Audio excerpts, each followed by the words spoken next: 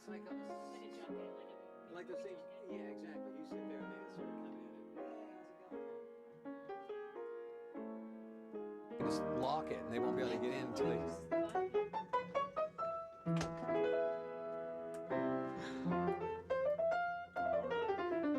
ready? Is that your baseball game? Da-da-da-da, charge! So why were you guys interested in doing this sort of piece? Well, Matt's a big fan. All right. And not only that, because of you guys. I mean, more so, you guys were on the Austin Powers soundtrack. Exactly, and the CD yeah. coming out Tuesday. All right. And it's getting good reviews. It is. It's getting great reviews, isn't it? Yeah, let's talk about Yeah. that. It is getting good reviews.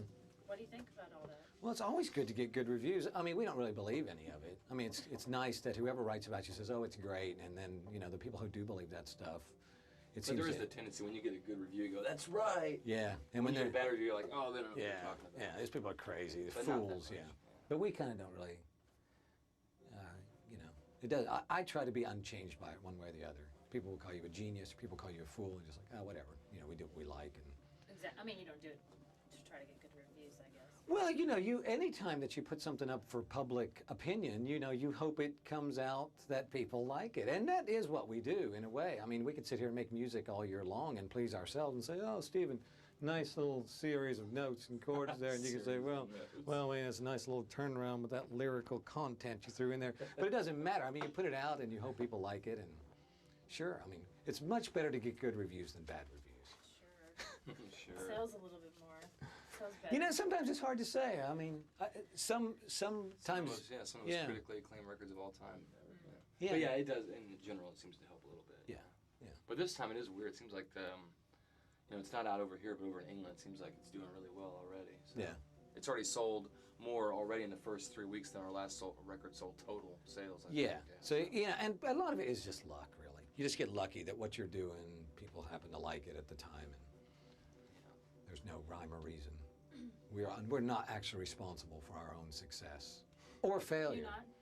I don't think so. Not really. Not ultimately. I mean, not in the commercial sense. I think in an art sense we are, but in the sense of whether it becomes popular or not, we're just along for the ride, whatever happens. Just a series of breaks and Yeah. non-breaks. Yeah, good ones or bad ones or whatever, and then Yeah. just seeing what you can do with the opportunities that are around. And really, a lot of people will ask us, especially local people, sometimes ask us, well, how'd you guys do all this? We don't really do it. I mean, we like making records and stuff like that, but whether you're accepted by the public or whether you're rejected by them, really, it's just arbitrary. Sometimes it's how much money does Warner Brothers want to spend on advertising the record, or gosh, so many things. It's hard to say. You guys are with Warner Brothers, big time label. Big time, yeah. And The biggest, yeah. but you live, like we were talking, you live in Oklahoma City. In a hut. In a hut, all together with no running water. Right. We could have it if we wanted it. But you do choose to stay in Credibility. Oklahoma City or Norman, Oklahoma. Not very many big time label recording artists. This is not a No, huge it's music true. mecca. Because a lot of people will say they're from Oklahoma, but they'll live in Nashville or whatever. No, to put it in perspective, though, I mean, Garth Brooks, if we're going to talk about a guy from Oklahoma, Garth Brooks sells billions of records. He owns the world. He sold more records than Elvis Presley. And we sell hardly any. I mean, we're popular amongst musicologist sort of people. Cult status at the best is what we have. So it isn't as though we've been tempted very much. I mean, Garth Brooks, I'm sure, in his business dealings and just the hub of activity that Nashville is, or I'm Los sure he has Angeles. many homes, though. Yeah, Sure. and he probably is tempted not to live here for those reasons. But frankly, we're not. I mean, we just like living here because this is where we grew up or whatever, and we don't see any reason why we should move if we're, we're doing what we like to do, and it would seem strange. Why should we move? But like I said, we haven't It's been not as obvious tempted. as it used to be. I bet like 20 years ago, if you lived in Oklahoma and you were a successful musician, that was a weird thing. Whereas now it doesn't seem like that's that big of a deal. No. There's plenty of bands. Smaller and Yeah, there's so plenty of easy. bands from everywhere, Yeah. from Ohio or from. Yeah. I guess it's not Yeah. that weird anymore. But people do ask, "What are you doing living in Oklahoma?" Yeah. Well, it's cheap and our family lives there, so. Yeah. Got enough reason. Yeah, we've got no reason to leave. I think you really, you should have a reason that you leave instead of, Do you need a reason to stay? Well, you live where you live. It just seems kind of strange. But I know what you mean. You know, a lot of entertainer sort of people just go to these places and say, "Oh, I'm from Oklahoma," but they don't actually live there. Let's talk about the Austin Powers soundtrack. How did you guys get wrapped up in all that? Well, again, I think it's. I mean, this Austin Powers soundtrack has been talked about for a couple of years, really, and we're on Warner Brothers, and there's the guy who puts together those soundtracks is just another one of these people that we kind of know. And The soundtrack is on Warner Bros. As well, I correct? think it is. You know, I actually haven't looked. I think it is, and you know that would have something to do with it. But And they do a lot of those big soundtracks, City of Angels and Batman, and so it's just another way that they do another one of their products that they put out. We had a song on the Batman soundtrack, the Batman Forever, I guess, Yeah, I 95. think so. Yeah. And that, I'm sure that had a little bit of a bearing on it. Like, oh, these guys will do that, and they'll do what we asked them But that to song do. was in the movie. Actually, It was, in the movie, yeah, and we were yeah. really surprised because Mhm. we didn't expect it to be in the movie. Right. Whereas this one, it's not actually in the movie. But you'll find on the soundtracks, you'll have like 12 songs, and maybe only 3 or 4 of them are actually in the movie, and the rest just happen to be on the soundtrack. Yeah. you know? So what they actually call a soundtrack these days is It's pretty loose, yeah. yeah, it's questionable at best. Right. Why is that a soundtrack, or is this Well, just a collection of told when we songs? get to meet Mike Myers through some chain Yeah, of events. exactly. You never know what will Hasn't happen. happened yet, Yeah, but- because we got to go onto the Batman Forever Right. set, you know, Meet the and they were directors, shooting one night. We all, and you don't know why you're there. I had no, they're I felt like shooting I was this. in the way the whole time. I was like, I'm sorry. Yeah. Don't touch anything. Yeah. Yeah. It costs $1 million. So I'm not sure why. I mean, we're on it simply because we pursued it, and just again, it's lucky, and they like the song for the most part, and so it just is kind of. What do? Do you write the song because you might happen to go on Austin Powers, No. or was it already something that was going to go on? Well, we had a couple of songs that we were going to give to the guy who puts together the soundtracks, and so you sort of. You have a couple things you think he'll like, and you play him a couple, and the one that he goes, "Oh, this is it." You're, "Oh yeah, there you go, that's the one." Yeah. But yeah, it wasn't written specifically for that. Yeah. We had a couple of songs and we thought, oh, this would be a good canon, or this might. And if they say yeah, then you say, okay, cool. Yeah. Whereas I don't think, and I'm sure there's a couple of songs in there that were written actually for the soundtrack, but for the most part, bands just have maybe some extra songs that they don't want to put on their proper record, and they throw on the soundtrack. Yeah. There you Yeah. go. Yeah. But you guys happy to be on soundtracks? I mean, Oh, of Austin Powers, course. Batman Forever, is it more exposure? Oh, of course. I mean, exposure doesn't always mean that the exposure that it gets doesn't actually expose you sometimes.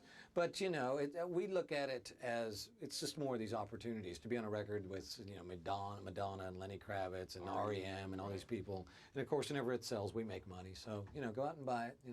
But. And it's all those reasons. I mean, you want people to hear your music, but you also want to, make money from it. You want to be, take advantage of all these things that we can. So we do. And, and just because it's a good movie doesn't mean that people will go out and necessarily seek out the soundtrack to it. But sometimes they do. And those are some of the biggest records of the year are those soundtrack sort of, collections and stuff. But again, a lot of it is just luck and us pursuing it. We wanted to be on it, but we're lucky again to be on it because it was. At the last minute, the Rolling Stones had been remixed by Fatboy Slim, Oh, right. and they were going to replace us, and we're like, "Oh, we'll kill Mick Jagger." Stones. And then there was an Aerosmith track that after the Rolling Stones, after we won that battle with the Rolling Stones, and an Aerosmith track was supposed to come in and replace us. We're Yeah, like, they just "Oh had, no!" they just had the Armageddon thing. Yeah. That So was they had another. fantastic. So there's all these things that you really just have to fight and hope that you win. Well, the Flaming Lips going against someone like Aerosmith, it seems ridiculous, but we won. Yeah. Well, that's cool. So you guys are hot in Europe. Well, I don't know if we're hot. I mean, I think Could be they're. getting I think we have a reverence of sorts because people look at us as like a cult band that doesn't actually sort of cater to any of the mainstream stuff. So when we get this sort of popularity, sometimes people look at it as just some accident of like, oh, they're popular right now, but we really know that they're artistes and they won't sell out to the mainstream or anything like that. So it's a strange kind of popularity that we've always kind of had, especially in Europe. But you feel like you're more popular there than here? Well, I don't know. It's hard to say because it's such a smaller area. Yeah. I think to have a gold record in Ireland, you only have to sell 7,500 copies. Yeah, it's not much. And here, our gold record is 500,000. So Yeah. it's sort of like So it's all hard kind of to get a relative. handle on. Yeah, But, yeah. but we do know that the record has already come out over in England and it seems to be doing pretty well so far. Yeah, So. but it isn't. Yeah, it isn't as though we're more popular there. Right. It seems like that we're popular in the same type of way, but to to be a relatively known band in England, you can walk around and feel pretty famous. And do you walk around and people know who you are looking at you? Well, I think it happens to Wayne sometimes. We change haircuts so often it's hard. the guys at the airports recognize A lot us. of people think that Wayne still has orange, dreadlocks or Yeah. whatever, and Yeah. Michael's still got a big afro, and I've got whatever. But Yeah. we all have different haircuts now. So. Larry at Rainbow Records was going to offer you some Grecian formula. For Well, your he hair. has plenty in his hair. He could just take some out and give it to me. He's a Right, troublemaker, right. isn't He is. He's, He also asked if you wanted to work at Long John's again. you know, I wouldn't mind. I always tell See- people. see They how it think goes, people yeah. think that I got into a rock band to escape, the mundane poverty of everyday life, and I didn't. I actually, it was actually worse to be in a band than it would be to have a job. It's only in the past, I don't know, 5 or 6 years that being in a band has seemed like a better option than just a work-a-day job. So we have no skills, people. Look at us. All the young teenagers watching this are going, what? I thought that was the way to go. Yeah, by now I think everybody knows someone who's in a band who it really, they would be a homeless person. They just happen to have an instrument, so they feel like they have some justification. Yeah. Fine line. They still may look homeless. Right. Well, let's talk about the new CD coming out here on Tuesday. Is that right? May 2nd. The Soft Bulletin. What people say, it's happier, it's more accessible to a larger audience. What do you think? Well, I think at the time when we were making it, which was early in '97, we started working on it. yeah. So it isn't as though we're lazy. It's just there was a lot of work to do. And I realize it's late in '99, so it's coming up 3 years now. But when we started to work on it, we really kind of came to the conclusion that we don't really know how to make accessible music, really. I mean, I suppose it isn't out of the scope of something that we could do, but we simply do what we like. And if other people like it, it really is just sort of a serendipity of the situation. It isn't as though we have our ear to the radio and say, ooh, if we did these little things or that, people would like what we're doing. I mean, I think we've tried that. We failed miserably, really. So we just do what we like and pursue sounds and ideas and themes and stuff that are important to us, and hope that people like it. I mean, we feel as though we have a certain amount of an audience that really is always kind of waiting for something that we're going to do because we have sort of, like I said, a cult sort of status. But anything beyond that is really just the luck of the times and the trends and what we're doing and what the public likes, just sort of crossing over.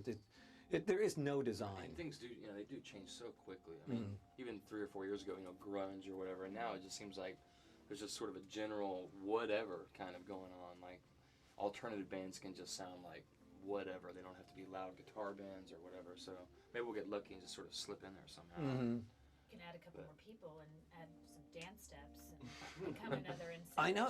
I was talking to someone the other day, and they said, you guys ought to grow beards and mustaches to keep up with NSYNC. And I said, look, I already have. Look. Whoa. Scary. That will be left out of the segment. Definitely. So what is the overall theme of, because like I said, I mean, people feel like you're happier. Well, I don't know. I mean, I honestly feel like it goes both ways. Some people say it's the most sad and melancholy record we've ever made, and we agree with that. And then other people say it's the most optimistic and happy record, and we agree with that too. I mean, it really is both, but it isn't exclusively one or the other. I think some of the songs just have a lot of emotion that you could take one way or the other. I mean, I think we've always been optimistic. I mean, you can look at us and we're fairly happy people. We're not moping around and wishing that it was gray when it's actually sunny. I mean, I'm not personally. I are like you? That. Actually, I like it when it rains more than I don't like this. That's my own personal thing. It's not a Right. band statement. So Go Right. ahead. Yeah. Oh well, But you don't seem to be actually. You don't seem to be bummed out. You just seem to. Well, yeah, maybe there's more minor chords on this record or something. Maybe people hear that or something. I don't know. Yeah. No, really, it's hard to say. Well, a lot of our songs, we don't feel as though it's that much different. I mean, we understand that there are some subtle differences between what we were doing, say, 4 years ago till now. But for us, we just do them sort of a song at a time, and it's one song maybe a little bit different from the next. But it wouldn't seem like a drastic difference to us. But I could see where, somebody who's listening to our stuff a couple of years back and hears this, they may think, oh wow, this is a lot different. So I don't know. I don't really have an explanation as to why. Like I said, some people think it's very sad, other people think it's happy, and we just go, oh, Well, okay. it's a lot deeper altogether, it seems. Than, Well, that's she good. don't use jelly and, Well, and such as that. I think it sounds like some other music that people think of as deep. I don't necessarily think it's deeper because, that implies that we thought we were shallow before and we should be deeper now. I think sometimes it's just the sounds and the instruments and the arranging that we were doing is more complex and more sophisticated. But that doesn't necessarily mean that we as individuals are, But I don't know, I are kind of deeper. agree. I think a lot of the lyrical content on the new record is more, I don't know, it's not so, some of it's not so, what's the word I'm looking for? Well, it's not so. It seems like it could appeal to anyone. Right, I think it's more universal. Like right. some guy might yeah. be reading the lyrics to She Don't Use Jelly, and he's like, I don't know what the heck you're talking about. Yeah. She'd I be guess- Vaseline, I guess it's funny, but I put don't Vaseline think, on yeah. toast. I can't. Whereas you can read some of those lyrics and anyone could go, yeah, that's, But at the same time, I mean, I think novelty sometimes reaches more people than, honest well, it did emotion. in that You case, know what I yeah. mean? Yeah, there's So plenty it- of novelty songs. Yeah. but- So it's hard to say. Or maybe it's just that you've grown, you're a few years older, more mature, and I mean. Well, I is don't that know. I mean, too, you hope or- it's those sort of things, but we know that we've done some things that we think are utterly ridiculous and silly, and people go, "Oh, that's great! You guys have really progressed," and we'll know secretly. It's like, what you're thinking of as a progression was really just an accident that we had stumbled upon these things. And I think of all artists who do things and think, the way they want to be perceived and the way that they are perceived. Sometimes they're just not anything alike. And so I think we've kind of reached the point where, we know how we made the music and we know why we make it, and we're satisfied with it to some extent. But the interpretations of it and all that sort of stuff, that's really up to everybody else. And I would never want to say that we've matured or progressed. I mean, Right. that's another. I Well, mean, if we you do say that, sounds like you're taking yeah, yourself pretty seriously yeah. anyway. I mean, I'm sure we've evolved, but evolution isn't necessarily a progression. I mean, we're going to change from what we're doing now in a couple of years. I'm sure we'll be doing something that's different again, and I don't know if it will be looked at as a progression or a decline. Are we now going to be in this area of decline? Yeah, we're in the Renaissance now, and then it's downhill. No, I don't know. Yeah, I guess it's. I felt the decline setting in just about 10 minutes ago, actually. Wow. We were there. You saw it. You had the We camera. got it on camera. tape. All caught on tape. Okay, I read somewhere that you started writing some of it though after your father died. And Well, he. influenced or. Well, I think it took a while for him to die. He was dying while we were sort of arranging a lot of different songs and ideas and stuff like that. And I think there are aspects of our lives definitely in these songs. I mean, I think people who know us would hear these songs and go, "Oh, I hear that in there." But I don't think if you were an outsider to it, you could specifically say, "Oh, this is about that" in any specific way. But I think all these things that happen to us, if we're lucky, we'll be making art and our lives some experience will come up, and we'll be there to observe it, and hopefully it'll show up in what we do. I mean, I think that's the best sort of measurement of our art, is that you can know us just by listening to it. You feel like you can know us, and obviously some of it is going to be sad when you're using your real life as the context, for your songs. But at the same time, I think sometimes it's the ordinary, everyday things that our songs are made up of, that we really, I think we look at these things and we see how extraordinary just everyday things are. There doesn't have to be some dramatic thing to do with, the biggest love of your life or death or any of those sort of volcanic things that, erupt in people's lives. Sometimes it's just the everyday sort of things that we just go, "Oh, isn't that just great?" So it is. It's a bit of everything. Did that answer it? And do our show. And So like I imagine said, trying to pass out 500 pairs of headphones. yeah, or to ask them for any cooperation, of have a security guard over there or something. Ugh. Okay. Okay. So what's the future for the Flaming Lips? Well, our time is always sort of cut up between sort of making records and promoting them in a way, and so we've spent the last couple of years, mostly living our lives, but at the same time sort of recording, our record and sort of getting it all together. Yeah, and then when the record comes out, then you tour and tour and tour and Yeah. tour, and that's usually the way it Yeah. works. So that's probably what It is. It's a bit like a political campaign or something. You go out and you have to say, hey, we have a record out there and we think you should buy it, and we have to go out there and represent it. And in some ways, we're glad Yeah, because we get to go to. I mean, like this year in December, we get to go to Japan for a couple of weeks. Exactly, And it's paid yeah. for, and Yeah. you make money, and you get to travel around, and people take care of you. And, Yeah, I think we're setting up a show in Norway as we speak. Yeah, exactly. Reykjavik, You I know. want to go to. No, Iceland. I thought is it Norway or Iceland? Well, I know we're going to Norway, but maybe we'll go to I was Iceland and talking about Iceland. yeah. Anyway, sorry. Yeah. But it is. So we get to go to these great places for free. Yeah, Really. and it certainly isn't torture. I mean, some artists look at this like, oh, you know, it's a torturous sort of existence, the rock and roll business. But we like it, you know. I mean, and we do separate what our art is from our life. I mean, we aren't caught up in the whole idea of being rock stars. I mean, we like making music, and we understand that, you know, it's a business where people have to make money off of it, and it just happens to be our music is their product. But at the same time, who cares? I mean, that's what everybody's doing, and we hope people like our music, and we like playing it, and we like, you know, doing it, all that stuff. So, you know, it's good, and the more that people buy it, and the more the chances we get to play, I'm sure we'll do it. So. So nothing in the works right now, or are you? Well, we always got a kind of tour. pinning stuff, We or- got a tour that starts in, I think, mid-July, where we go all around the States. We get to go to Denmark actually the beginning of next month, beginning of July. We go there. There's a big festival. It lasts like 3 days, and it's about 120,000 people. Yeah, the It's biggest. a huge yeah. festival, and we've been invited to do that. So we'll go do that. Yeah, and these huge home. festivals in Europe. I mean, we're gonna They and then happen all summer long. yeah, and then we'll do a bunch of festivals. We're doing that one in Brussels, and we're doing those two in England, and I think there's a couple more added. There's a French festival in November where we get to go all around. Right. And then we'll play in the States as well. It's just, you know, our record hasn't even come out over here yet, so you kind of, and the States is a lot slower than Europe. Europe is so small that your record comes out and the next day everybody already knows about it. Whereas in the States, it takes 3 or 4 months before everybody even realizes, oh, this record is out, and that they like it and they can go and buy it and stuff. So it's hard to say. I mean, I assume it'll probably be like it always is. You know, we'll go out and we'll play, and we'll have some people like us and some people hate us, and But hopefully there is an American tour coming up. Mhm. So But I hope we get to be on 90210 again, or David Letterman, or something.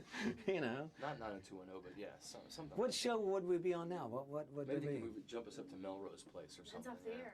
Oh, is it? Is that Buffy, done? Buffy the Vampire Killer. or Ally something. McBeal. Ally McBeal. Yeah, she could go to a show. Those are Yeah. really Yeah, she could terrible. like have a boyfriend that's into drugs or something. Really Yeah. terrible, Yeah. Ally McBeal. But anyway, Ally McBeal. I've never watched the show, but she doesn't look well I watched to like me. the first 5 minutes. And that's as far as I've ever made it. She doesn't look right. She looks like she works out and doesn't eat enough. You know what I She's mean? got kind of a weird, Some people go too far with that. weird face thing going on. Yeah. Well, she's got those big arms. Have you seen that? Where Big arms? she's got really muscular arms. I think she's just too thin. And her Well, no, I muscles saw a should- picture where she had, the veins were sticking out and Oh, everything. really? Which, I don't care. It just looks strange. Yeah. That doesn't look right. Do you work out, Stephen? Not remotely. Walking from the front door to the car, that's my regime every day. Okay. Regimen, I don't have whatever. anything else. No more?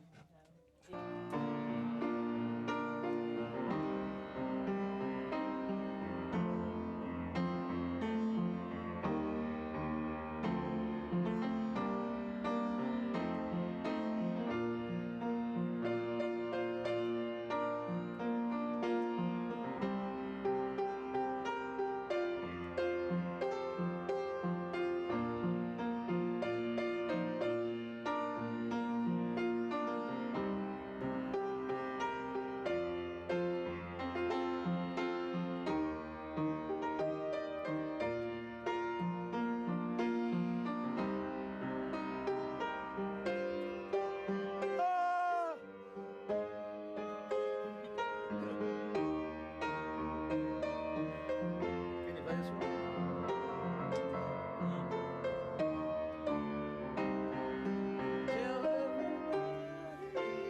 Tells then you say that. Okay. Yeah. All right. You good to go, Matt? Sure. Hello, everybody. I'm Wayne. I'm Steven, and We're with the we're band- the Flaming Lips. Flaming Lips from Oklahoma City, and coming up after the game or the break or the commercials is the latest scoop on how we got on the Austin Powers soundtrack. All right, that was pretty good. All right, we'll do try. it again. Right. It wasn't that bad though. I could have liked it more.